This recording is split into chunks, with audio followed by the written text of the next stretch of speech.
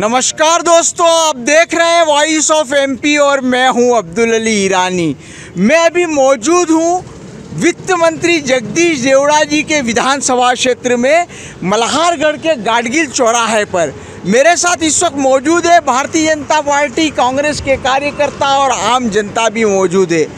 विधानसभा क्षेत्र मल्हारगढ़ जो है राजनीतिक दृष्टि से बड़ा सरगर्म क्षेत्र है, चूँकि यहाँ से वित्त मंत्री जो है चुनाव लड़ रहे हैं और वो लगातार पिछले 3 बार से मल्हारगढ़ विधानसभा क्षेत्र से विधायक रहे हैं। आइए बात करते हैं वित्त मंत्री के क्षेत्र में किस तरह के विकास कार्य हुए हैं, क्या मुद्दे हैं, आप बताइए किस तरह के विकास कार्य हुए हैं।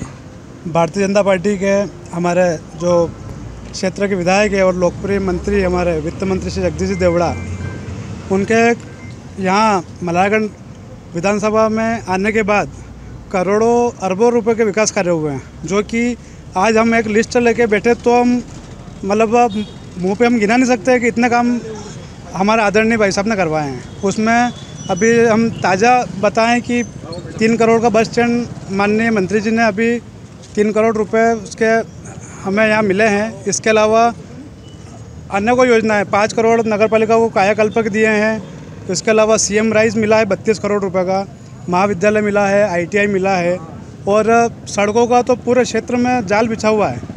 आदरणीय भाई साहब ने और भारतीय जनता पार्टी की सरकार ने हमें किसी भी प्रकार की कोई कमी नहीं रखी क्षेत्र में कि इस चीज़ की कमी है और अब ये चाहिए। हम तो बहुत बार कहते हैं कि भाई साहब ने इतना कुछ दिया है और हमारी सरकार ने इतना कुछ दिया है कि हमारे पास मांगने के लिए भी अब ये नहीं बचा है कि हम क्या मांगे, ऐसी इतने विकास कार्य कराए हैं। आपके कहने का मतलब तो मल्हारगढ़ विकसित हो गया है पूरी तरह से। बिल्कुल विकसित हुआ। आप क्या कहें? कुछ मायने में आप ठीक बोल रहे हैं। 15 साल पहले जब जगदीश जी देवड़ा यहाँ पर आए तो आप यकीन मानिए ना तो रोड थे, ना नगर की नालियाँ थी, लाइट व्यवस्था नहीं थी। विकास के नाम पर केवल आश्वासन दिए जाते थे, वादे किए जाते थे। जगदीश जी देवड़ा के आने के बाद मल्हारगढ़ के लोगों को ये पता चला कि कोई जनप्रतिनिधि इतने काम करवा सकता है। अभी इस सत्र की बात हम करें तो 7 करोड़ का पर्यटन विभाग का स्थल जो गाडगिल सागर पर विकसित हुआ, मल्हारगढ़ से नारायणगढ़ डबल रोड हुआ, कन्या गर्ल्स हायर सेकेंडरी स्कूल की शानदार बिल्डिंग बनी, 34 करोड़ से सीएम राइज विद्यालय का निर्माण चल रहा है। अनुविभागीय अधिकारी के कार्यालय का आज तक जो अनुभाग था वो सीतामऊ के टप्पे के रूप में मल्हारगढ़ काम कर रहा था, स्वतंत्र अनुभाग नहीं था। माननीय जगदीश जी देवड़ा ने न केवल स्वतंत्र अनुभाग कराया बल्कि उसके भवन का भूमि पूजन भी कर दिया और कार्य भी चालू हो गया। ITI कॉलेज मल्हारगढ़ में नहीं था। महाविद्यालय आज़ादी के बाद 50 सालों से इस क्षेत्र के बच्चे 30 किलोमीटर 25 किलोमीटर दूर मंदसौर या नीमच जाया करते थे। आज उनको आने जाने से छुटकारा मिला और मल्हारगढ़ में सुविधा हुई। नगर पंचायत आज़ादी के बाद से बनी हुई खंडर हो चुकी थी, उसमें जो है सारे कार्यालय लगते थे। 1.25 करोड़ की लागत से माननीय जगदीश जी देवड़ा ने नगर पंचायत भवन का निर्माण कराया। 1 करोड़ 40 लाख की लागत से जनपद भवन का निर्माण करवाया।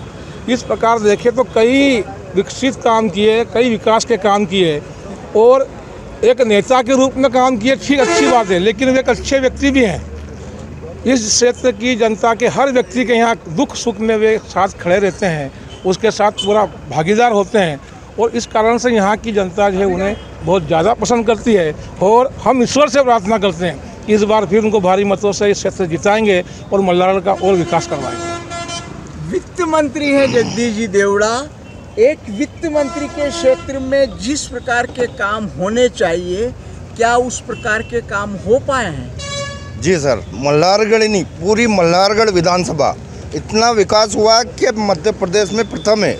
मल्हारगढ़ विधानसभा इतना भूतो न भविष्य, इतना विकास हुआ कि कभी किसी क्षेत्र में नहीं हुआ, ना कभी हुआ है और आगे भी जगदीश जी भारी मतों से विजय होंगे।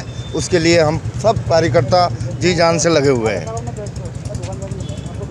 विधानसभा में मल्हारगढ़ जहाँ हम लोग खड़े हुए हैं वहाँ पे किस प्रकार के काम? मल्हारगढ़ विधानसभा का यूँ कहें कि मल्हारगढ़ एक विकसित नगर मल्हारगढ़ हुआ है।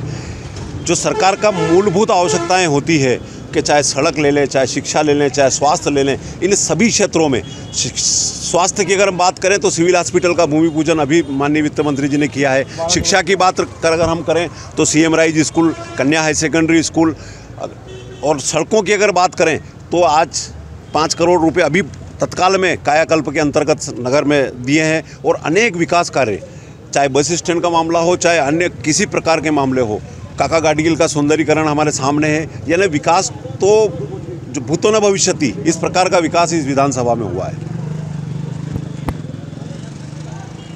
अभी हम लोगों ने भारतीय जनता पार्टी के कार्यकर्ता पदाधिकारियों से बातचीत की, विकास की सारी बातें इनके द्वारा रखी गई। क्या आप हकीकत में ज़मीन पर इन बातों को कितना तवज्जो देते, क्या मानते हैं? भारतीय जनता पार्टी अपने जो विकास के वादे दावे जो कर रही है, माननीय वित्त मंत्री जी कहते हैं कि प्रदेश के खजाने की चाबी मेरे पास है। वित्त मंत्री जी, ये खजाने की चाबी पास होने से और इससे खुश नहीं होता है, जनता विकास को देखती है। आप स्वास्थ्य की बात कर रहे हैं, स्वास्थ्य का इसका अस्पताल का भी भूमि पूजन हुआ। वित्त मंत्री जी यहाँ पे कई वर्षों से 15 वर्षों से यहाँ का नेतृत्व कर रहे हैं। एक महिला चिकित्सक यहाँ पे 15 वर्षों में अगर वो लाते हैं तो हम विकास की बात सोचते हैं। यहाँ पे अगर स्वास्थ्य के लिए किसी अच्छे डॉक्टर की यहाँ व्यवस्था करते हैं तो हम विकास की बात सोचते हैं। सिर्फ इन्हें नारियल अपने स्कॉर्पियो में भरकर अभी जब सरकार जाने लगी और इन्हें लगा कि हमें सीट खतरे में है तो अपनी स्कॉर्पियो में नारियल का बोरा भरकर आनन फानन में ताबड़तोड़ में कई भूमि पूजन इन्होंने कर डाले, जिनकी की कोई रूपरेखा, कोई तैयारी नहीं है। स्वास्थ्य की बात कर रहे हैं, ये कह रहे हैं कि हमने यहाँ अस्पताल की ये करी। इस पर पूछना चाहता हूँ मैं, भाजपा के हमारे पदाधिकारी खड़े हैं, क्या यहाँ महिला चिकित्सक की व्यवस्था है? क्या यहाँ किसी अच्छे डॉक्टर की व्यवस्था? रेफरल अस्पताल बना हुआ है।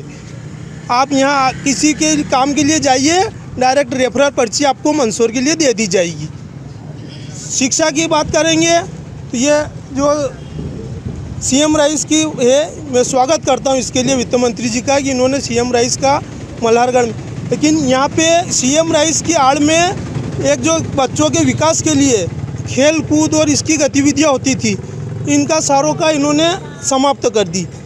इसमें जहाँ वित्त मंत्री जी अपने गए विधानसभा के घोषणा पत्र में और नगर परिषद के हमारे जब चुनाव हुए थे, इसे मिनी स्टेडियम के लिए इनने ये बताया था, तो इसको ये समाप्त करके यहाँ पे मिनी स्टेडियम की नहीं करते हुए बच्चों के विकास की संपूर्ण व्यवस्था इन्होंने ख़त्म कर दी।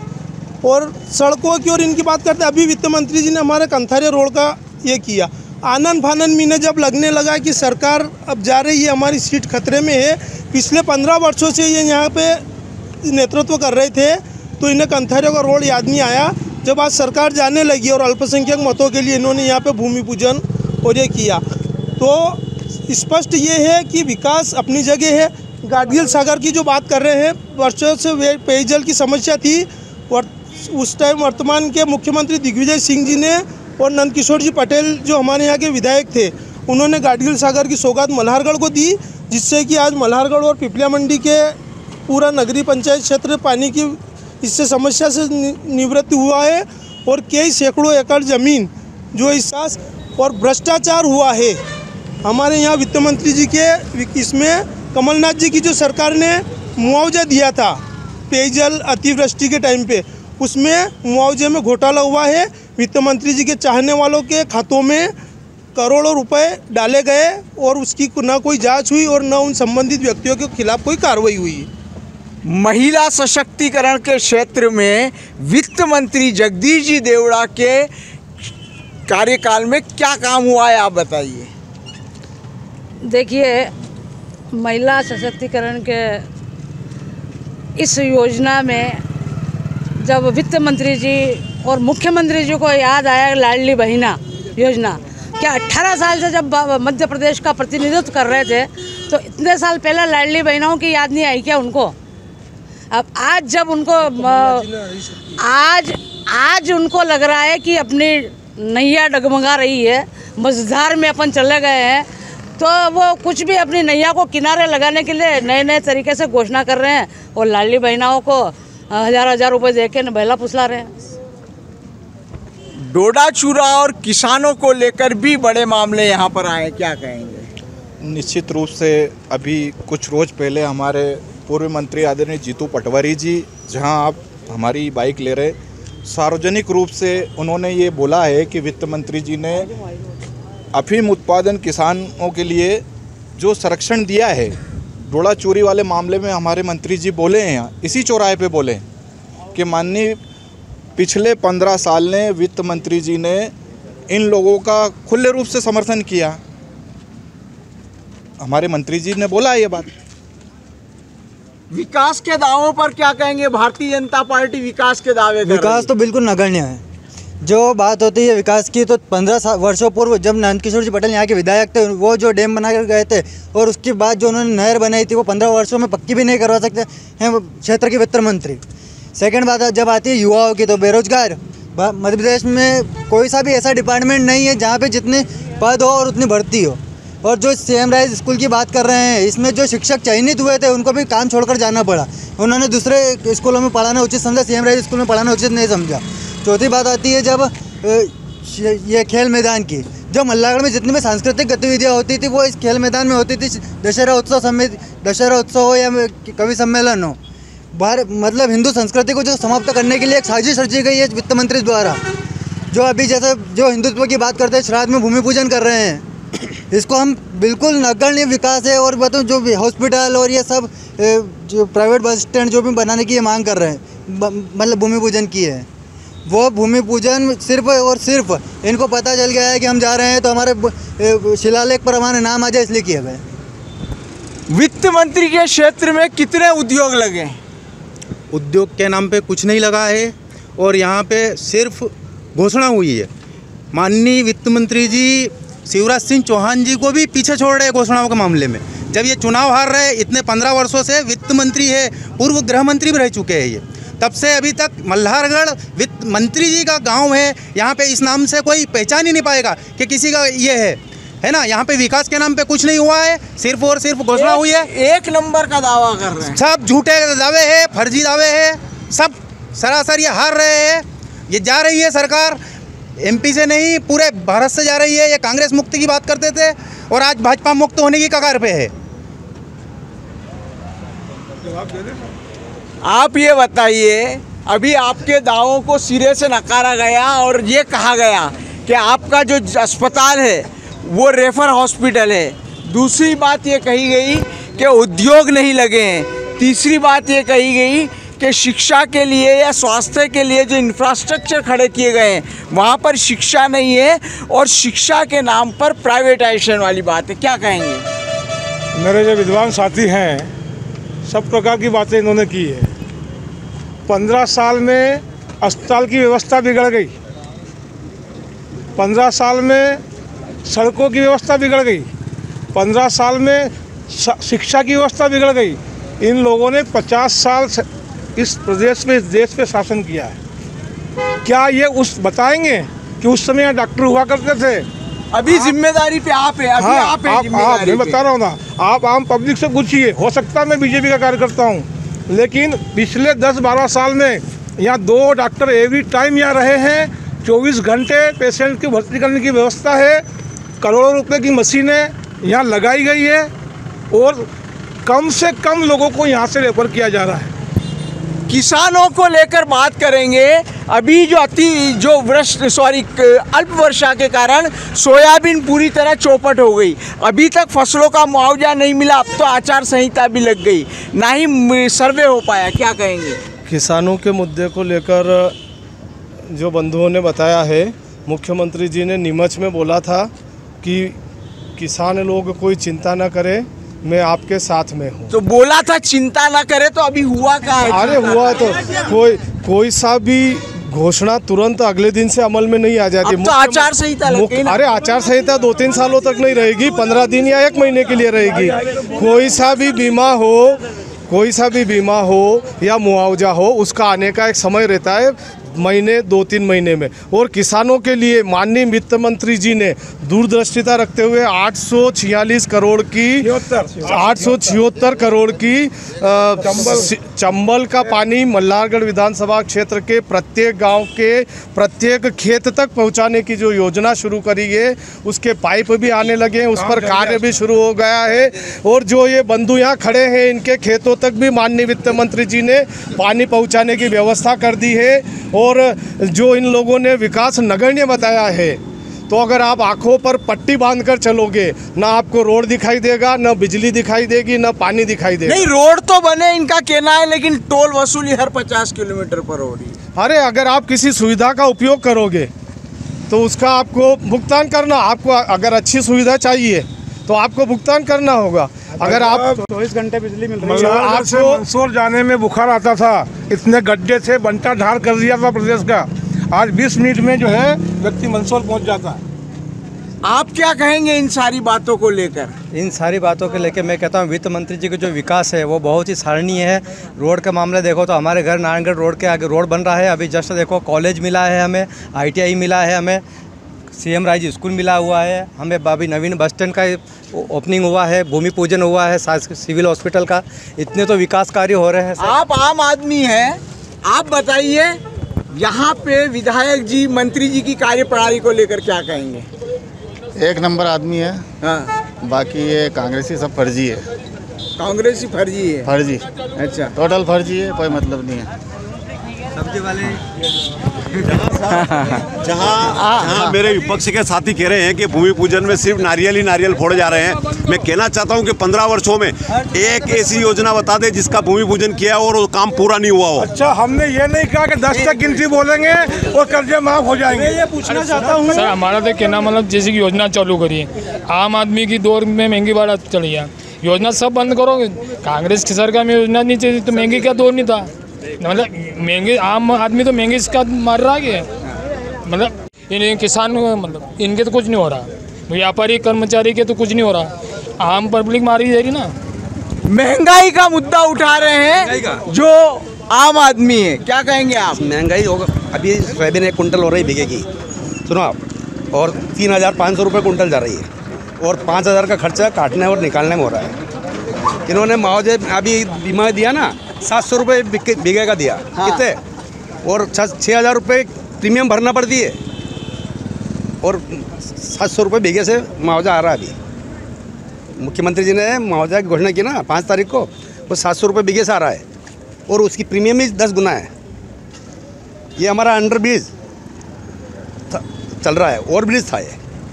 देवड़ा जी उस दिन यहीं थे, हम वहाँ चिल्ला रहे थे, उन्होंने कहा हमारे प्रोटोकॉल में नहीं आता, सांसद महोदय भी यहाँ थे। सब ये डोडा चूरा को लेकर जो आरोप लग रहे हैं कि पुलिस एक आदमी को केस बनाती है, 10 को उलझा देती है, रातों में उठा कर ले जा रही है, किसान इससे बहुत परेशान है, डरा हुआ है, क्या कहेंगे आप? ये सब एक न्याय प्रणाली के अंतर्गत है, जिसका नाम है उन पर ही पुलिस कार्रवाई करती है, उनसे पूछताछ करती है। इसमें ऐसा नहीं है कि कोई द्वेषतापूर्वक या पुलिस वाला 80% केस मध्य प्रदेश के मल्हारगढ़ मंदसौर क्षेत्र में आ रहे हैं। नहीं, क्षेत्र तो अब इधर अफीम पैदा होती है, तो कहीं ना कहीं इधर इस चीज़ का एक वो आधार है कि यहाँ किसानों के घर में डोडा चूरा मिलता है या कुछ भी, तो इसकी जो प्रक्रिया होती है या जो तलाशी अभियान चलाया जाता है समय समय पर, और जहाँ शिकायतें प्राप्त होती है 0.002 शिकायतों के आधार पर कार्रवाई की जाती है। मार्फिन पाई जा रही है, उसके बावजूद केस बनाए। देखिए सर, अपराधी प्रवृत्ति के लोग सब जगह मिलेंगे, मंदसौर जिला भी इससे अछूता नहीं है, और जहाँ जहाँ अपराध होते हैं कानून अपना काम करता है, पुलिस कार्रवाई करती है। एक ये सामान्य बात है, जो अपराधी होगा पुलिस पकड़ेगी, पुलिस का काम है अपराध को रोकना। तो ये कह देना केवल मंदसौर जिले में मल्हारगढ़ में हो रहा है कि उद्योग की अगर बात करें तो वित्त मंत्री का क्षेत्र है, 15 साल से यहाँ पर विधायक है वो, क्या कहेंगे उद्योग के नाम पर क्या हुआ है?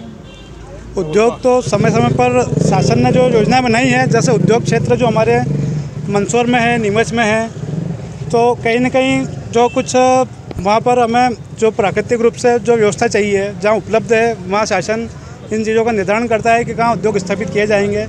मल्हारगढ़ की जो आसपास की यहाँ जो एक व्यवस्था है और यहाँ जो स्रोत हैं, उस हिसाब से यहाँ उद्योगों के लिए मतलब समय उचित नहीं था, तो उनको मंसूर और आम आदमी से बात करते हैं। आप लोग बोलेंगे, क्या कहेंगे, बताइए क्या कहेंगे।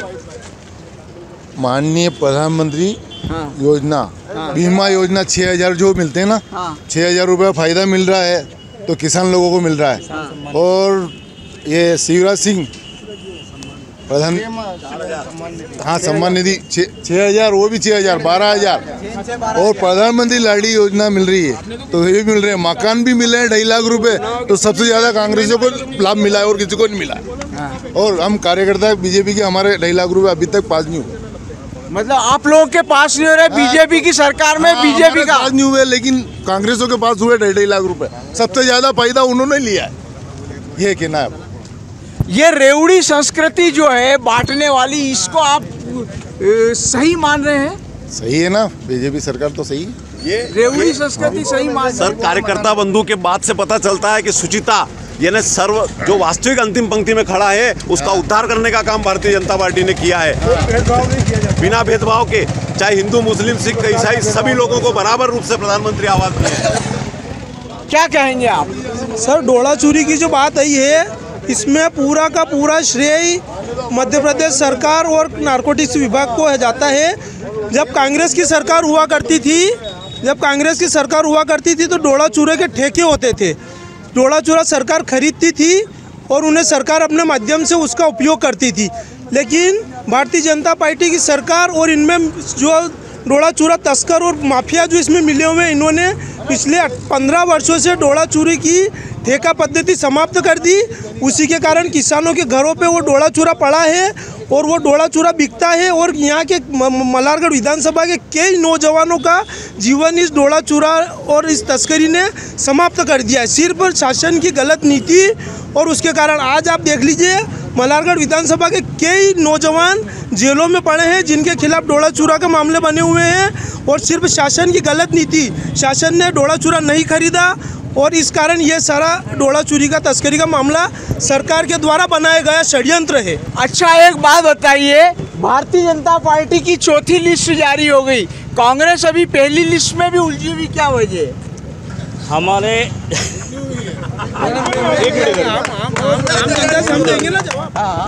अभी आपको पता है कि हम नवरात्रि का इंतजार कर रहे हैं, अभी श्राद्ध चल रहे हैं, तो इस टाइम क्या शुभ काम होते हैं क्या? तो इन्होंने तो श्राद्ध में सारे भूमि पूजन कर, ये तो इतने डरे हुए हैं कि इनको कुछ भी नहीं दिख रहा है। इनका डर है कि अब हम जा रहे हैं तो बड़े बड़े मारथी को ला रहे हैं, बड़े बड़े लोगों को ये लेके आ रहे हैं कि विधायक जी आप यहाँ से लड़िए, सांसद जी यहाँ से लड़िए। कांग्रेस में कोई भय नहीं है, निश्चित रूप से हमारी नवरात्रि में लिस्ट आएगी। एक मिनट, आप श्राद्ध में भूमि पूजन कर रहे हैं, लोग आरोप लगा रहे हैं ये हिंदू संस्कृति के विरुद्ध बात है। अच्छे काम के लिए कोई मुहूर्त नहीं होता, विकास के कार्य करने के लिए कोई श्राद्ध और कोई मुहूर्त नहीं है। हम अच्छा काम कर रहे हैं, इसमें हमारी खुशी है। और रही बात श्राद्ध की, तो श्राद्ध पक्ष एक अलग विषय है और ये शासकीय कार्य है। अच्छा, एक और बात बताइए, ये लोग जो कह रहे हैं कि सड़क जो है जी, सड़कें जो बनी है या इंफ्रास्ट्रक्चर का और डेवलपमेंट का जो काम हुआ है, वो जो सड़कों वाला या इस तरह के इंफ्रास्ट्रक्चर के काम कमीशन खोरी की वजह से किए गए। कोई सबूत दे? ये बिना वजह के आरोप लगाना इनकी आदत है, क्या करें? इनके पास कोई बात ही नहीं करने के लिए। कानून है, सबूत दे। आप बोलिए। अभी हमारी तीसरी लिस्ट जारी हो गई है, चौथी हो गई है। इनके पास कोई दूल्हा ही नहीं है, किसको लाए? क्योंकि हारना तो है उसको, भले कोई भी आ जाए। कोई दूल्हा नहीं है आपके पास? भारतीय जनता पार्टी को सिर्फ भ्रम और इसके अलावा उनके पास कुछ नहीं है। कांग्रेस के 230 सीटों पर कांग्रेस और हाथ का पंजा निशान है और हम बहुमत के साथ सरकार 2018 में भी बनी थी और 2023 में भी हम बहुमत के साथ 140 सीटों के साथ में सरकार बनाएंगे।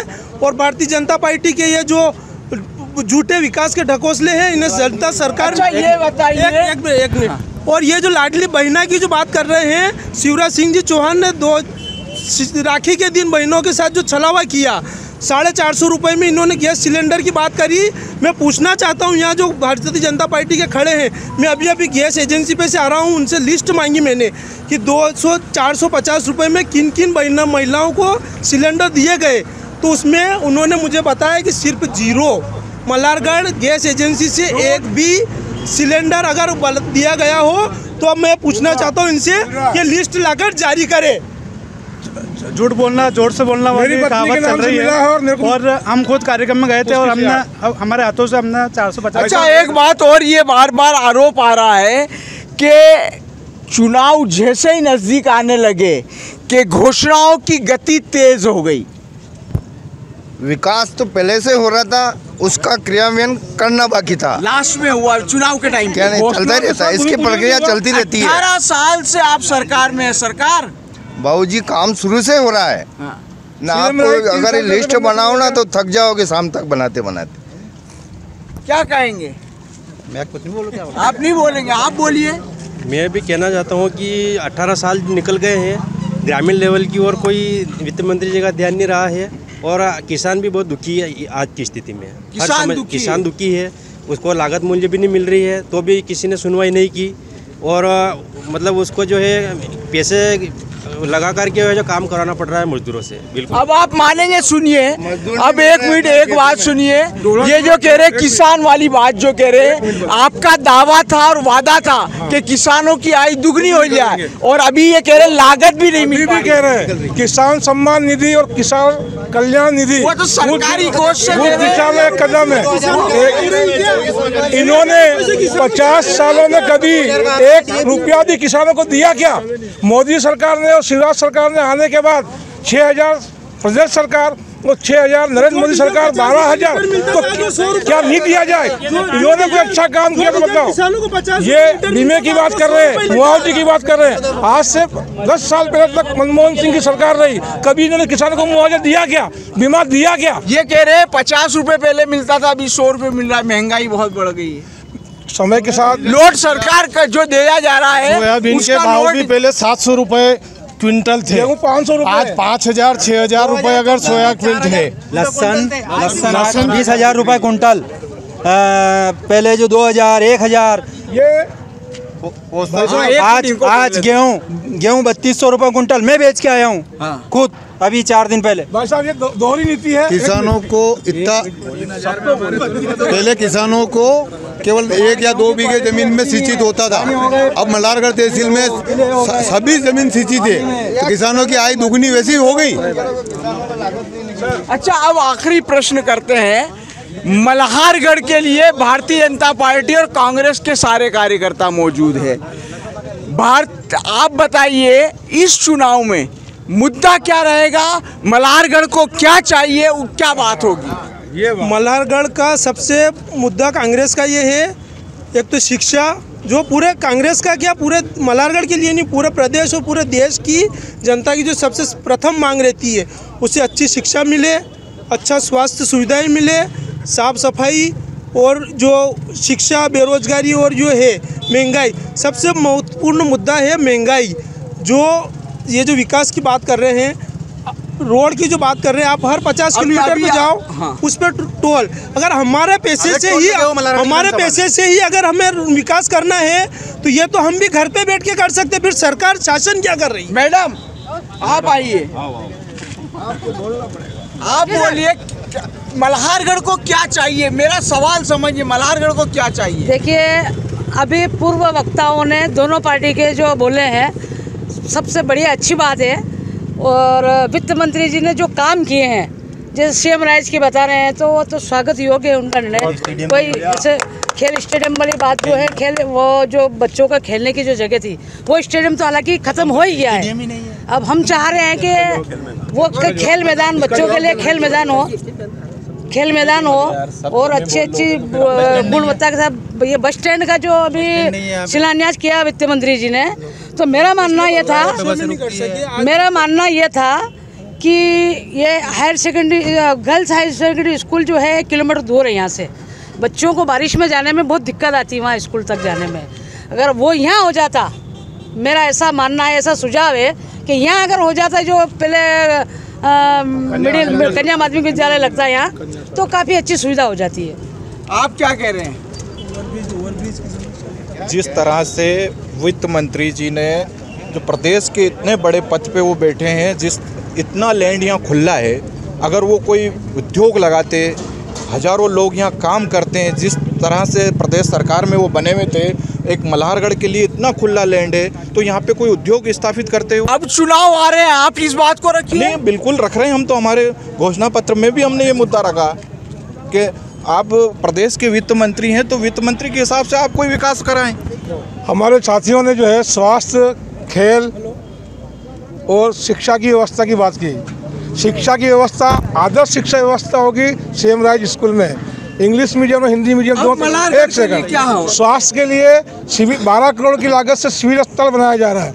बस स्टैंड दुर्घटनाग्रस्त था, यहाँ एक्सीडेंट होते थे, लोग मरते थे, 3 करोड़ की लागत से वहाँ पर उसका जो है उन्होंने भूमि पूजन किया है। ये घोषणा नहीं है, 2-3 दिन में काम चालू हो जाए। आप बोलिए क्या कह रहे हैं? भारतीय जनता पार्टी ने केवल विकास के वादे नहीं किए, विकास किया है। उस विकास के दम पर भारतीय जनता पार्टी पुनः आएगी। भाई साहब जो चाह रहे हैं उद्योग लगे, हम वापस उद्योग नया कोई शुरू करेंगे, लोगों को रोजगार मिलेगा, स्वास्थ्य सुविधा, बुनियादी सुविधाएं और बढ़ेगी। मंत्री जी हमारे जो हैं पुनः भारी बहुमत से जीतेंगे और ईश्वर ने अगर कृपा करी तो वो मुख्यमंत्री बनेंगे। शिवराज सिंह चौहान को स्पष्ट चैलेंज है आपका कि वो मुख्यमंत्री बनेंगे। अभी आपने बोला कि ईश्वर ने जगदीश। अच्छा ये बताइए, आप इन्होंने जैसे जगदीश जी देवड़ा को मुख्यमंत्री प्रोजेक्ट किया है, उस तरह से आप उम्मीदवार किसको प्रोजेक्ट कर रहे हैं? हमारे शुरू से हमारे आदरणीय कमलनाथ जी हमारे मुख्यमंत्री जी का चेहरा है। 15 महीने की जो सरकार में जो किसानों को हित के लिए जो कमलनाथ जी ने काम करे, निश्चित रूप से कमलनाथ जी किसान वर्ग याद। मल्हारगढ़ से चेहरा कौन होगा? मल्हारगढ़ क्या 230 चेहरे साफ है, आपका पंजा और कमलनाथ जी। मैं हमारे भाजपाई मित्रों से पूछना चाहता हूँ कि हमारे यहाँ दूल्हा कौन बनेगा एमपी में, ये तो बताओ। दूल्हा कौन है एमपी का?